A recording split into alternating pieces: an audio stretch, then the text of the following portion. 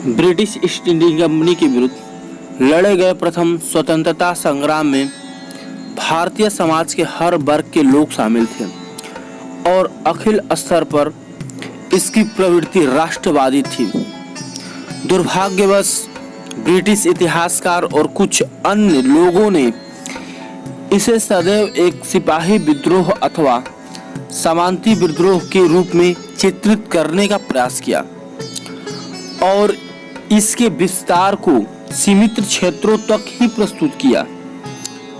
ऐसा उन्होंने इसलिए किया ताकि ब्रिटिश शासन के दौरान हुई नृशंसता और शोषण को छिपाया जा सके और भारत को जनता के राष्ट्रवाद और राष्ट्रीय भावनाओं को दबाया जा सके।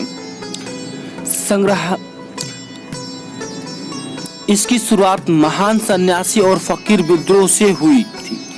अतः यह संग्रहालय न केवल 1857 की स्मृतियों और इतिहासकारों को पुनर्जीवित करता है, अपितु कई भारतीय विमर्शों को ध्यान में रखते हुए 1857 की वास्तविक प्रकृति और इस महान स्वतंत्रता संग्राम से जुड़ी घटनाओं को वर्तमान पीढ़ी के सामने प्रस्तुत करता है।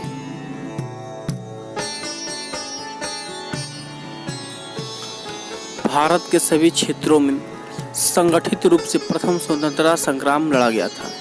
यह कोई स्वतः स्फूर्तिपट घटना नहीं थी, अपितु सारी योजना इतनी रहस्यमय से बनाई गई थी।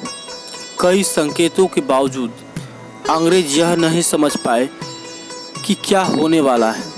तभी सभी तथ्य इस बात की तरफ इशारा करते थे कि बिठूर के नाना साहब और उनके विश्वास पात्र जैसे अजीमुल्ला खान, मोहन सिंह, टाटा टोपे, चीमा साहब, झांसी की रानी, ग्वालियर की रानी, बैजापुर बांदा का नवाब अली बहादुर, बानपुर का राजा, मुगल दरबार के कुछ राजकुमार और अंग्रेजों सेना के कई अज्ञात सिपाहियों से मिलकर स्वतंत्रता के इस युद्ध की योजना बनाई थी।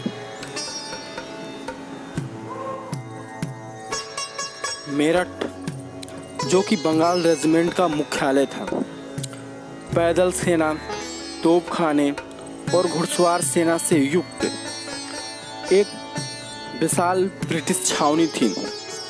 मंगल पांडे को फांसी पर चढ़ाए जाने और कई यूनिटों के निशस्त्रीकरण और भंग किए जाने की सूचना भारतीय सिपाहियों तक पहुंची। इसके साथ ही कारतूसों से संबंधित गुप्त संदेश भी प्राप्त हो चुके थे।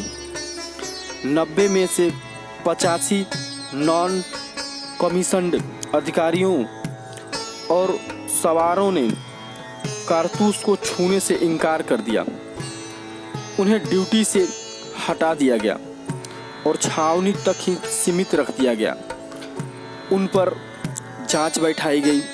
मुकदमों के दौरान लगभग हर शाम को आगजनी हुई थी।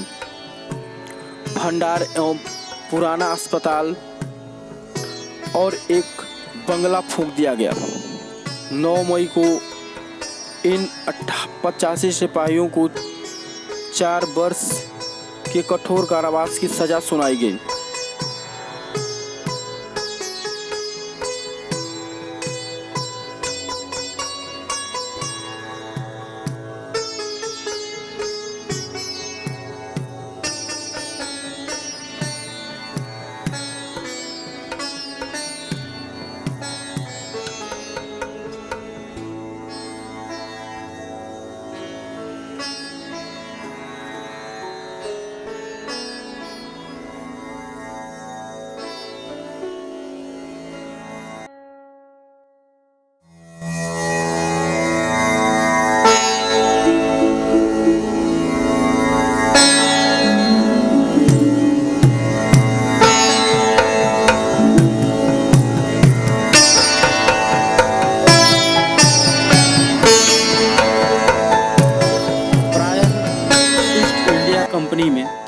भारतीय सिपाहियों को भेजे गए संदेशों के साथ लाल कलम भी रहता था।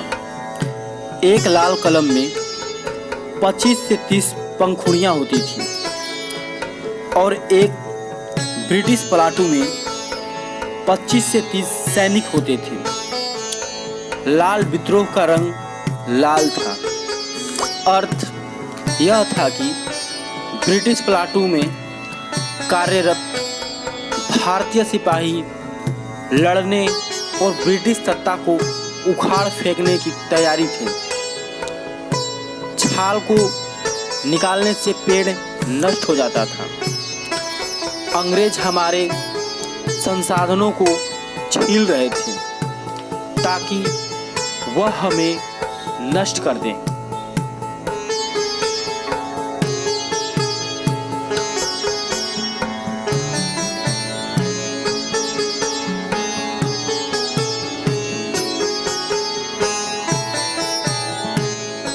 भारत पर अपनी पकड़ मजबूत बनाने के लिए शुरुआत से ही अलग अलग स्थानों पर और अलग अलग अंतराल पर अंग्रेज़ों ने जनसंहार का सहारा लिया।